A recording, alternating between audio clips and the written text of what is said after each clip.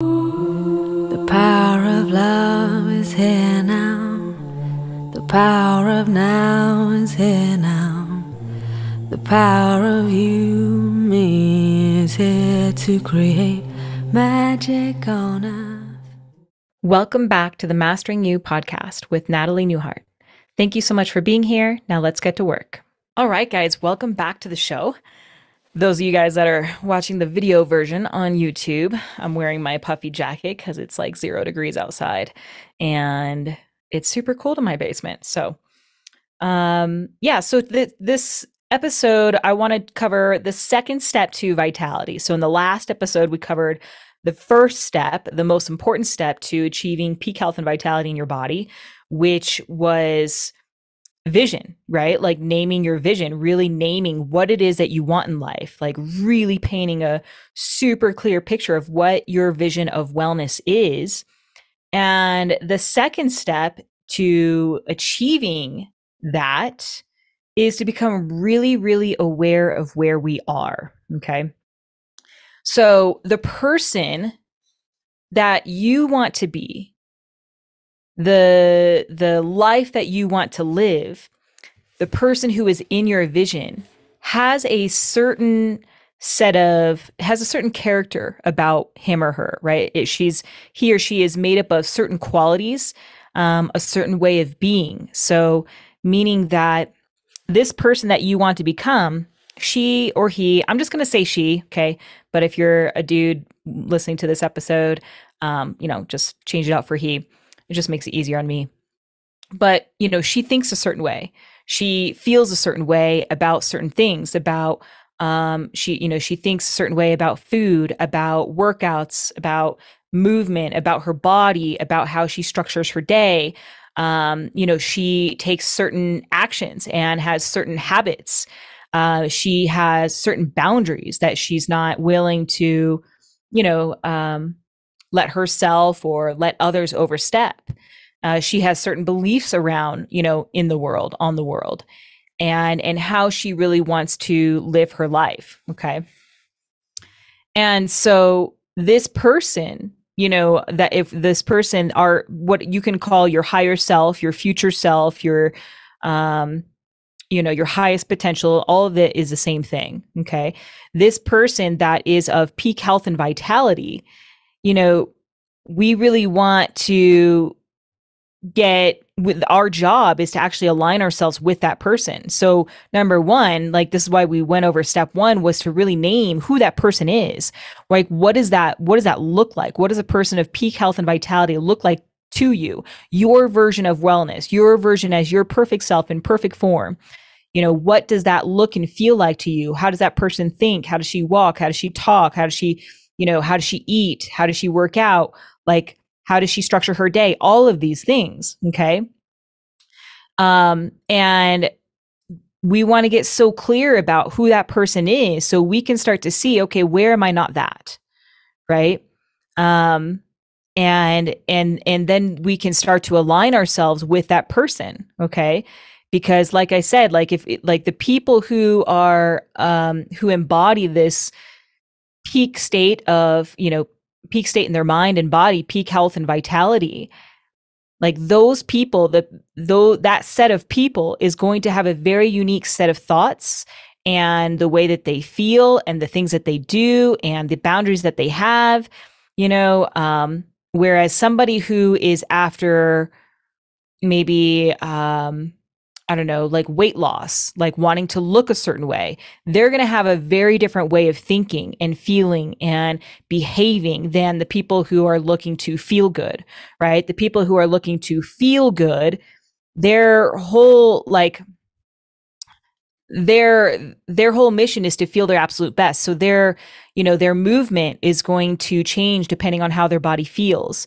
How they eat, they're going to eat from a place of love and wanting to feel their best. So they'll be very cautious of, the kind of foods that they eat. They don't want to ingest processed stuff because they are very sensitive and aware that it makes them, have a stomach ache or feel bloated or lethargic or whatever. Like, they use food as a way to honor and respect themselves, to increase their vitality as opposed to just a way to look a certain way.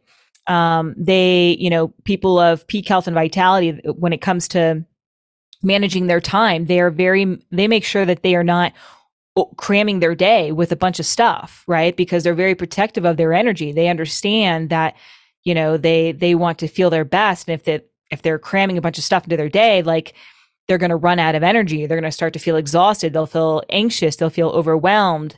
And that's going to make them, like, those feelings are going to make them take certain actions, right? Like, they'll be more likely to eat impulsively, and maybe not want to move much because they don't have any energy, etc. So, they manage themselves in such a way that everything that they do is to feel their best, to honor themselves, to respect themselves. And really, there's nothing in the way they don't allow anything to get in the way of that, right? So they're not afraid to say no to people. They're not afraid to maybe cancel plans when, they said they were going to meet with a friend and now they don't feel like it. They're not afraid to, let's say, their mom or dad is sick or something, or, wants them to move out to go help them, to help take care of them. you know, these people, they will most likely be very, they'll probably say no to something like that. Like, oh, I don't want, I'm not willing. Like, one of my biggest priorities is to feel my best. And I don't want to just pack up my stuff and, leave and leave all of my way of being and my way of living behind, like my vision behind, just to take care of somebody else. Like, I know that that may sound selfish, right? To, like, to not go take care of your parents if they are, feeling ill or whatever. But it's a form of self-respect, because if we just give up, like, our vision of vitality to take care of others, then nobody feels good because nobody's taking care of themselves. So it's not selfish at all. It's actually, when we learn how to take care of ourselves to the highest degree, when we learn how to love ourselves and respect ourselves and honor ourselves, take the best care of ourselves, we teach others how to do the same. And this energy then is contagious. This energy of self-love, this way of being becomes contagious, and we've all experienced this, because we've experienced this when we're, like, hanging out with a particular person, and this person has a certain set of habits and thoughts and feelings, and their feelings or habits start to rub off on us, right? So it's like, for better or worse. So if we're around an anxious person, or a sad person or a happy person, we can, we'll start to feel anxious. Or if we're around a sad person, maybe we start to feel like a little low after being around that person. Or if we're around happy people or grateful people, like, just being around them, we start to feel happier. We start to look at life in a more grateful way, right? So this energy is contagious. So if we, and same goes, like, if you're around somebody that eats healthy, like somebody who, like, somebody who eats healthy, maybe around Thanksgiving, because they're eating healthy, it's like, oh, it feels like, oh yeah, like, I want to eat healthy, right? So this stuff it's contagious. And so if we can actually just spread this, this energy of love, self-love, then everybody takes care of themselves. Everybody starts to, think in a way that makes them feel their best. They start to choose healthy foods. They start to move. They start to, set boundaries around what they are, willing to do and what they're not willing to do to protect their energy and to respect themselves. So, yeah. And so if everyone, was taking care of themselves, like I said, there'd be nobody to take care of, because everybody's actually doing the things to take the best care of themselves.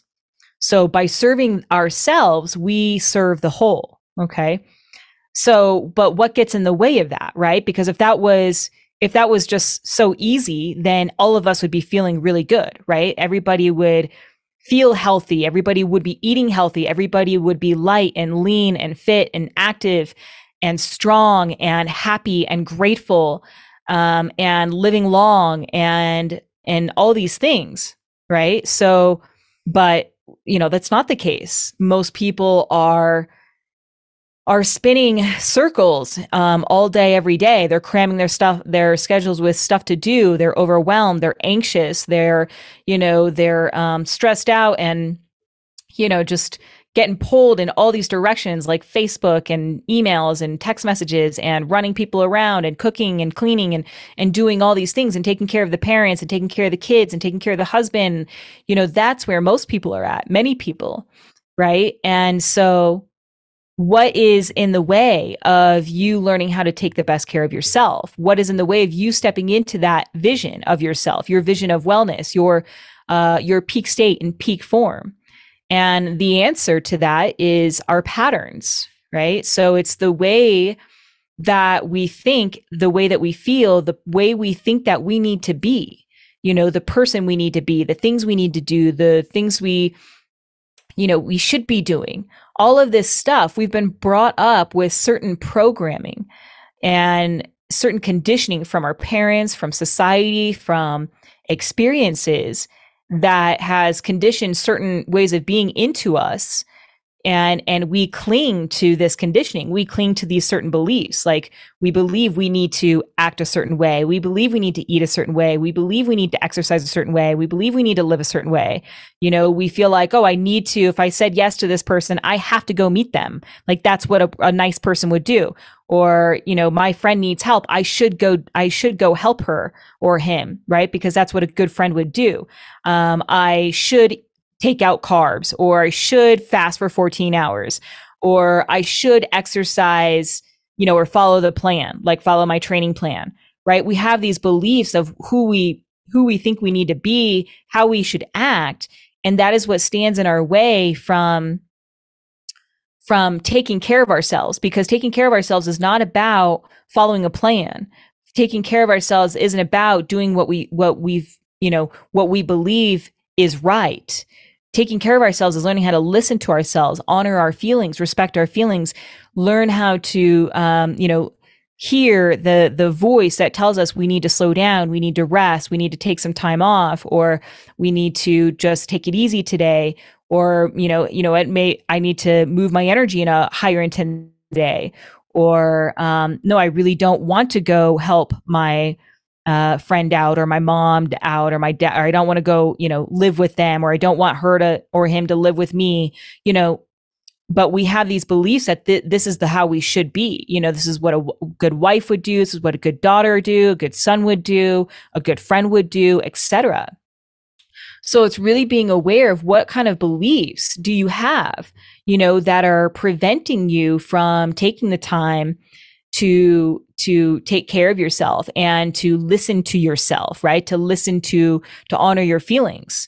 Maybe it's like you think that, you have the belief that carbs are bad, or I need to fast for 14 hours, or I should fast for 14 hours, or I should avoid my cravings, or I should take out certain foods.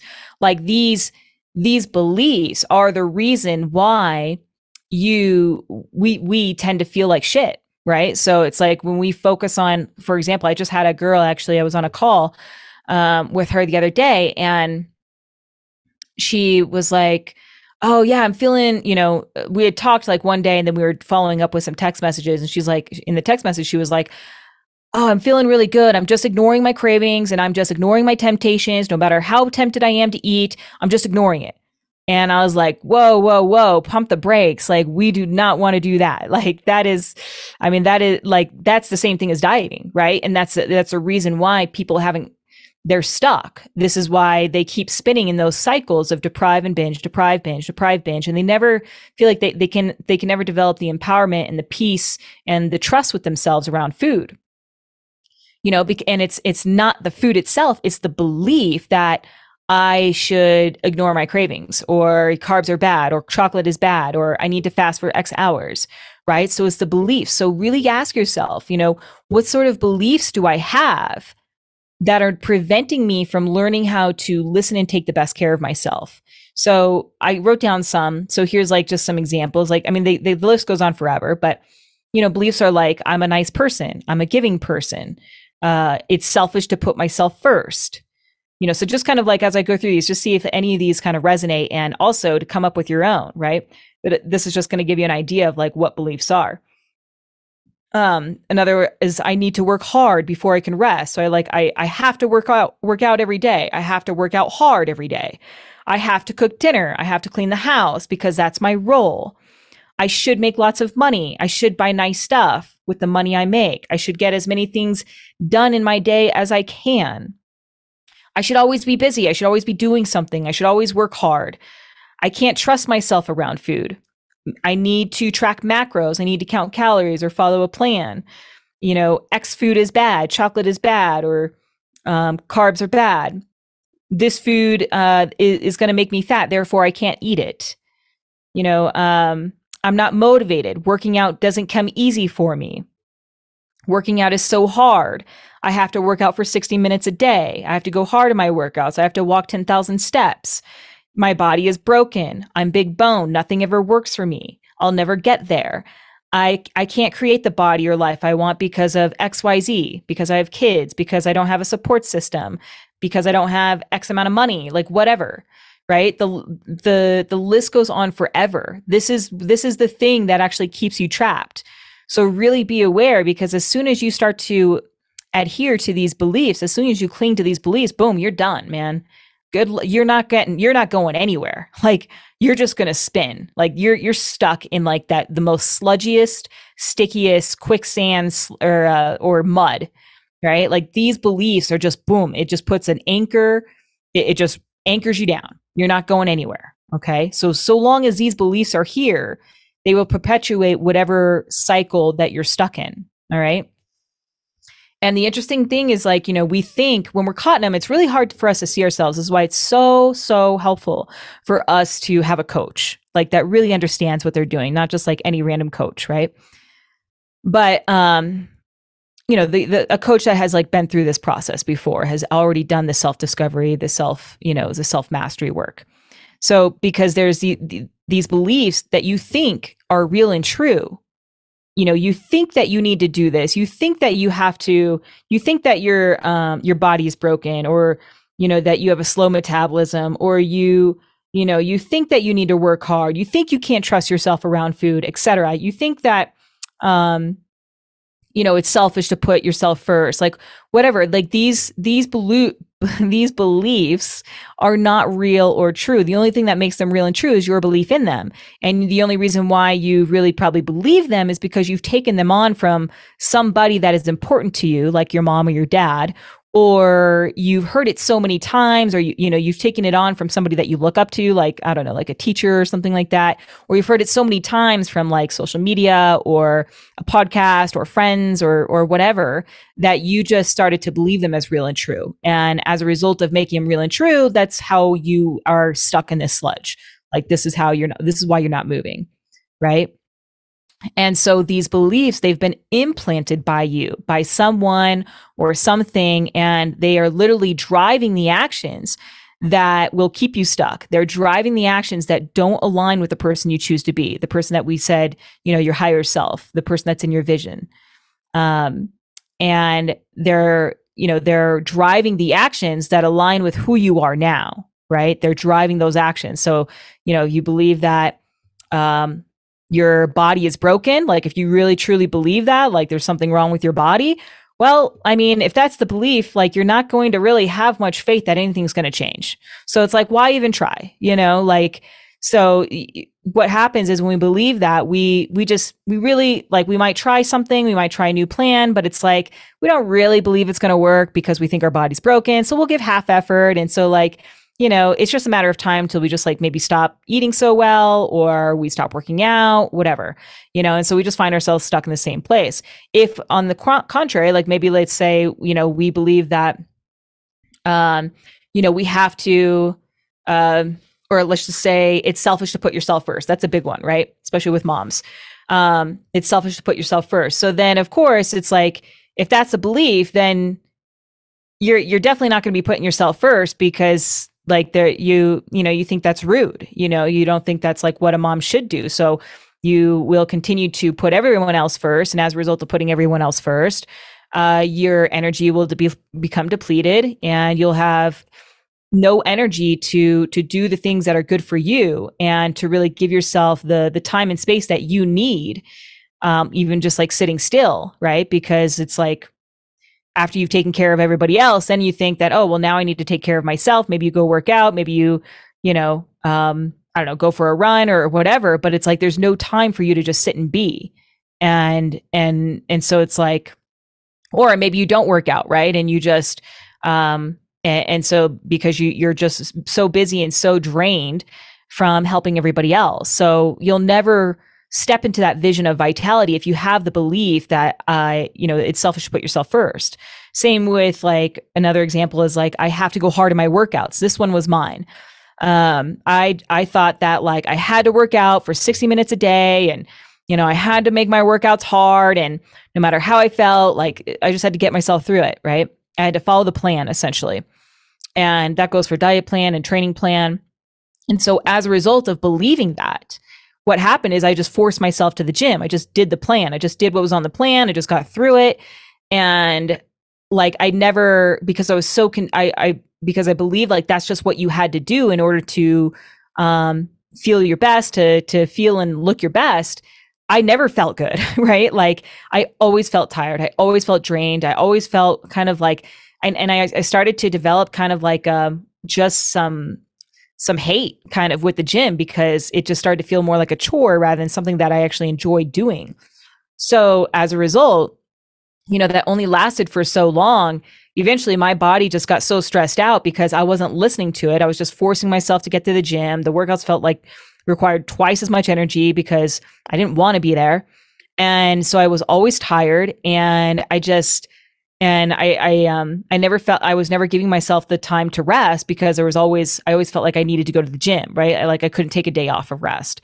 And that was also like, I believed I was going to get fat. Like that was another fear, right? Or that was another belief that, if you don't work out, you're going to get fat. Like that was a belief of mine. And as a result of believing those two things, that I have to work hard and I'm going to get fat if I take a day off, I ended up actually gaining 20 pounds in 2 months. I'm only 5 feet tall, guys. So I'm like itty bitty as far as like height wise. And so those 20 pounds, like, bam, like that was a big jump for me. And I gained those 20 pounds, not from eating too much. I was actually following a very rigid, very strict macro plan, meal plan during that time. And I was working out really hard actually. And I actually gained 20 pounds by working out and following and being so structured, not from eating, right? So I gained weight. I gained 20 pounds from too much stress, not too much food. And yes, that is possible. And I was not aware of that. I'd heard people talk about how stress is so bad, blah, blah, blah. I never thought it would happen to me. Well, it did. And, that's what's brought me really to this work. Quick interruption. Hey guys, Natalie Newhart here. If you resonate with my message and would like to learn more about how to master your behaviors, create peak vitality in your body, and live a more effortless life, then click the link in the show notes to set up a 30-minute coaching call with me. On our call, we'll take an assessment of what's standing in your way from becoming your best self and the steps to overcome them. Okay, back to the show. Yeah, so you can get fat you can gain weight. I just called fat just because those were my words, and a lot of people use those words, right? But I gained 20 pounds from too much stress, right? And you can totally do that. So if you're somebody that is like working out super hard and you eat really well and you're wondering why nothing's changing, it's not because you're not working out hard enough. It has everything to do with the energy that you embody, the beliefs that you embody, the emotions that are driving you. And if they are always in a contracted state of fear, right? Like fear that I'm going to gain weight if I don't follow the plan, or if I take a day off, whatever. That fear-based state, that energy, that contraction, that tension in your body is the thing that leads to weight gain. Okay. It doesn't matter what your watch says. It doesn't matter like what the computer says as far as how many calories you've burned. It doesn't understand the energetics inside your body. Okay. When we are under stress, the metabolism slows down. The body doesn't digest food. It doesn't, we don't have nutrients for the body to maintain its functions, which means we don't have energy.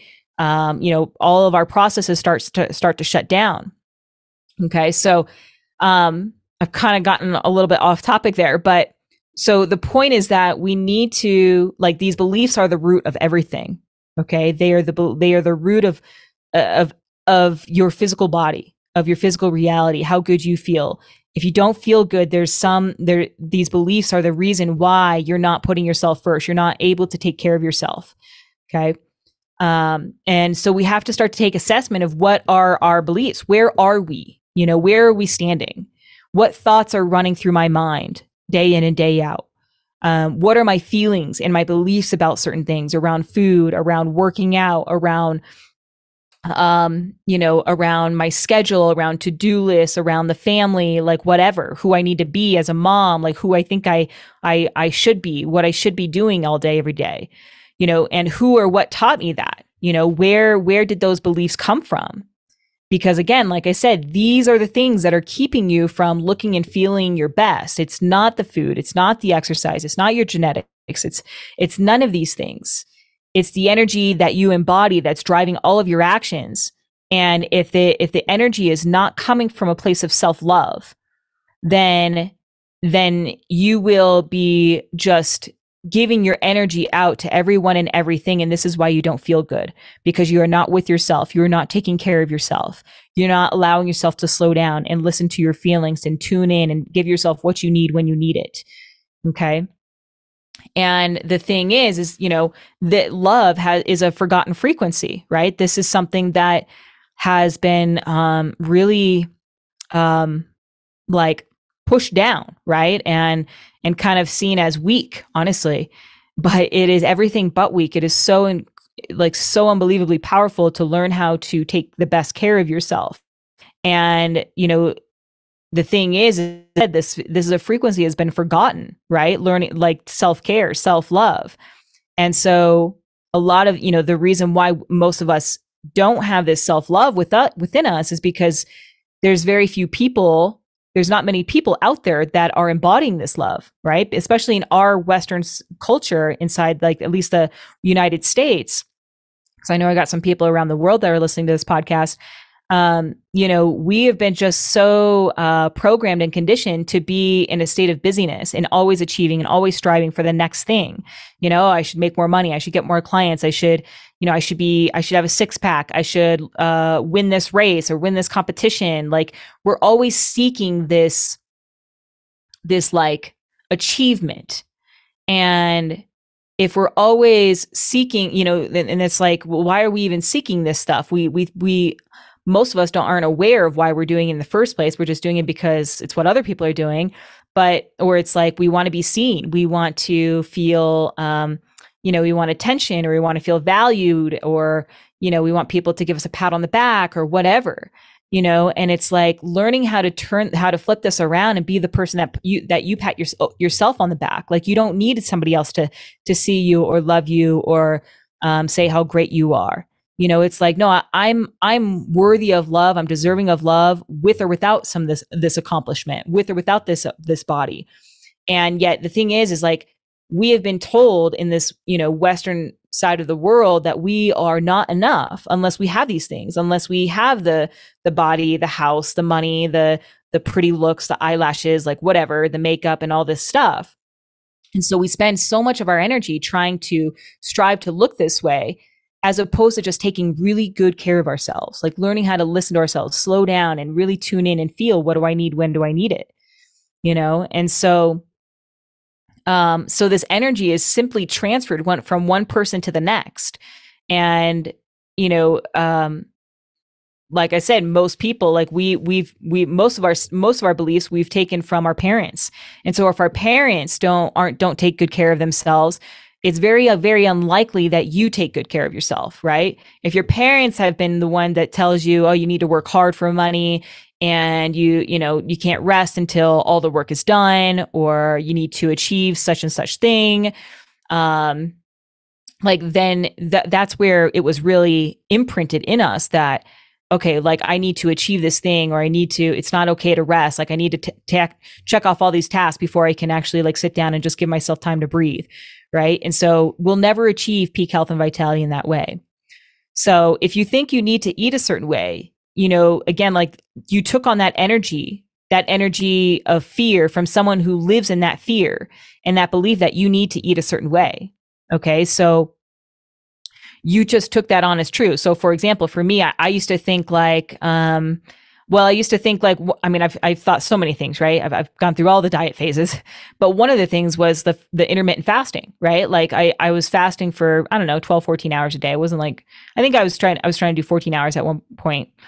I'm sure I did 16 hours until that didn't work.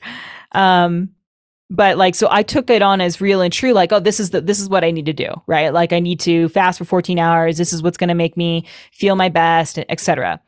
And just my belief in that is what made it real for myself, which is what created all sorts of anxiety and fear around and loss of control around food, right? Like it's like I was constantly looking at the clock and, you know, counting down the hours of when I could eat. And then I was so hungry. And then by the time like I did eat, it's like I turned animalistic mode. I went out of control on the food. And then I told myself, oh shit, I can't trust myself because I always go out of control every single time I eat. And so then I thought I need to go back on the plan, either intermittent fasting or something like that.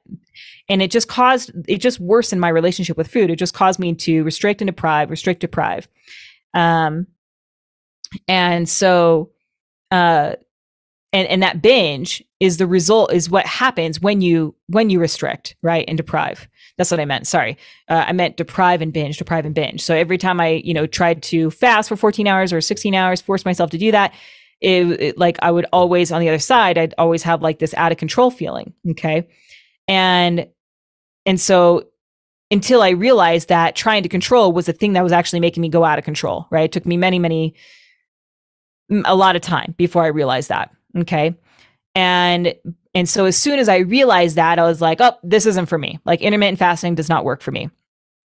So it was in that moment that I was like, oh, it was no longer real and true for me. Okay.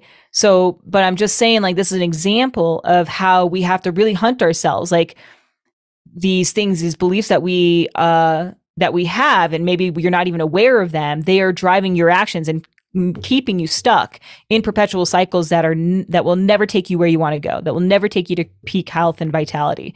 Another example is like I had to work out hard every day, right? So it's like that belief is the thing that kept me feeling that made me feel like crap every day. I didn't have great energy. I always felt sore. I started to get injured and started to make the gym feel like a chore.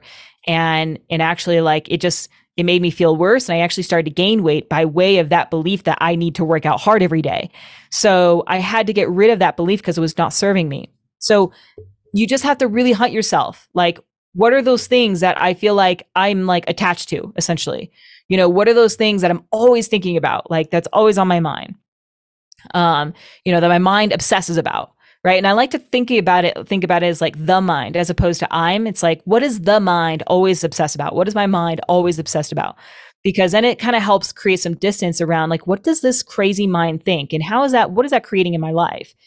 And, you know, one tool that I give to my clients inside the self-mastery program is to write down all the thoughts that you have in a day, right? In a 24-hour day, like write down like the things that you find yourself repeating on you know, repetitive basis. And honestly, guys, it's really not that much, right? Like when you really look at it, you think the same shit all day, every day. Like that's how we are. We are pattern beings. We are conditioned beings. We think the same things day in, day out. We feel the same ways. We do the same things. Like, so it's really not going to be that big of a task for you to write down like the things that your mind obsesses about, because it's just like the same 5 things. But really start to become an investigator of what does the mind think about? What does it obsess about?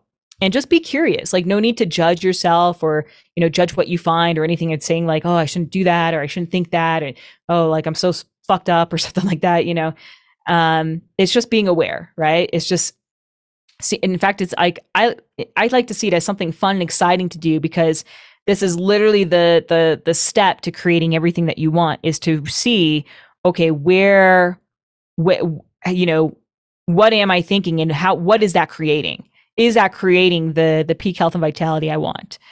Yeah. So because it's these repetition of certain beliefs and certain thoughts that we have and certain feelings that is creating our physical reality, for better or for worse. And the goal is to get rid of the ones that are not taking us to peak health and vitality, and to keep the ones that do, right? And to also retrain, realign, rewire ourselves with beliefs that do take us to where we want to go. Okay.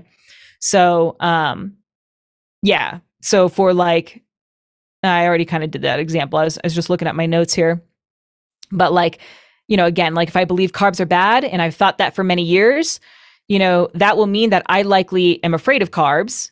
And because I'm afraid of carbs, I won't eat carbs. And by way of not eating the carbs, my body's going to feel deprived of carbs. And then what happens?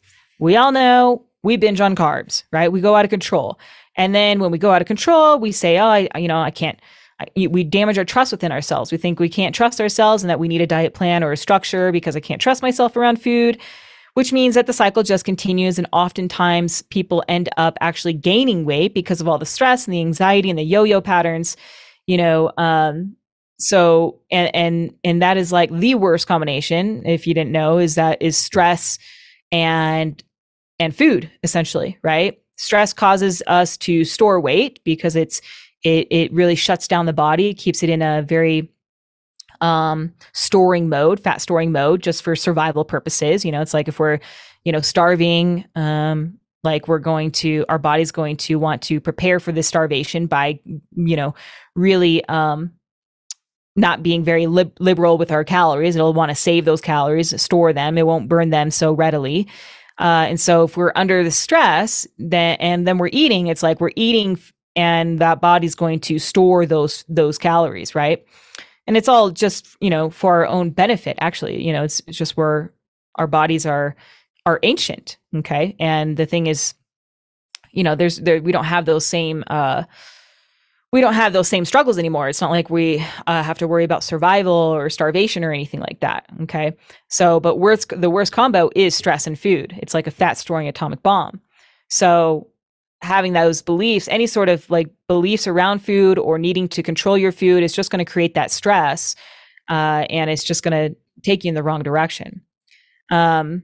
Another example is if I believe I'm only worthy or I'm only valuable if I look a certain way, or if I perform a certain way, or I make a certain amount of money, or achieve a certain level of success. This belief will have you constantly chasing that way of that certain look, right? That certain body or that certain amount of fame or success or money.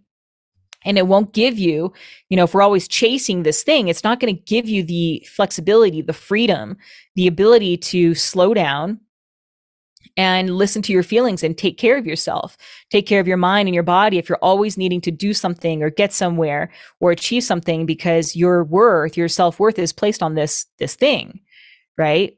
And so if it won't give you the ability to allow yourself to pause and to sit and to do nothing, to really give yourself some space to and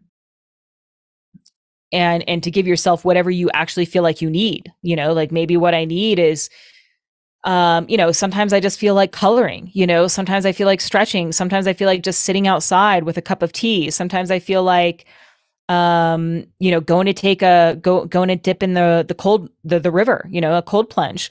And like those things are so important for us.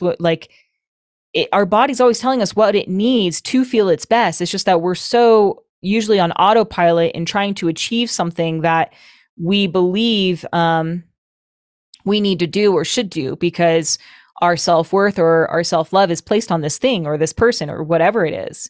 Okay. And so, yeah. And so like, if we're never taking care of ourselves and giving ourselves what we need to feel calm and uplifted and alive, then we just find ourselves in this constant anxiety ridden state of, always needing to do something, right? Which this anxiety ridden state has detrimental effects on our body, like it's, like I said, it's this tension, this contraction, this, like if you just hold your fist, like squeeze your fist really hard, that is the same thing as what your body's doing. It's just tight. There's so much tension there. And that's what that's what over time, like you can only hold your fist for so long. Like try holding your fist right now, just keeping it super tight, guys. See how long you can hold that for. I bet you can't even make it 5 minutes. And this is what we're doing with our body, is just trying to like constantly run away from or run towards something that we think is we need or should be doing. We're living in this constant state of go, go, go, go, go, go, go, go, go, go, like busy, busy, busy, busy, do, do, do, do, do, do, do. And it's only a certain matter of time, like till that your hand, it needs to release. So whether you are the one that allows yourself to relax and take good care of yourself, or you're forced to, many people are forced to that place, usually by getting sick or getting injured or having some sort of health scare. Like, it's going to happen. Like, at some point, it's going to happen. You can't just keep pushing like that all day long. And if peak health and vitality is truly what you want, then I would highly suggest that you start to take action on really understanding what beliefs are driving you. Okay. And starting to change that around. Okay. So it's always about programming, guys. Us humans, we are a product of our programming until you realize it. And these things of what is good and bad, right and wrong, who I should be, what the right thing to do is, what's good to eat, what's bad to eat, what we're good at, what we're not good at. All of these things has been implanted into us. The question is, do you know about them or not? Do you know about these beliefs that are driving you or not? Are you aware of what programs are running you? Okay. And the program is not, or the problem is not the programming itself. All right. The problem is the unconscious programming that is already inside you and you aren't even aware of it, that is driving all your actions and keeping you stuck. Okay. You don't see it. And you never oftentimes you never actually decided it. You never wanted it in the first place because it's not creating health and vitality in your body. It's not creating the outcomes you want in your life. Okay. And it's these unconscious programs of what's running you that is the problem. And the idea is we want to start to, the idea is, like, if we can't see what's driving our bad behaviors, what's keeping us stuck in repetitive behaviors, repetitive cycles, repetitive patterns, doing the same thing over and over and over and over. If we can't see what's driving that, there's no way we can change it. We can't stop these unwanted behaviors.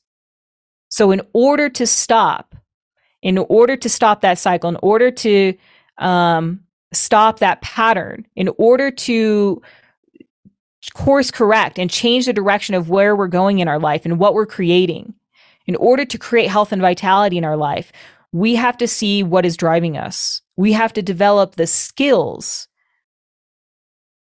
to see what is driving us and the skills to realign and to rewire and to reprogram our mind, reprogram our feelings, reprogram our belief system so that we can consciously create what we want.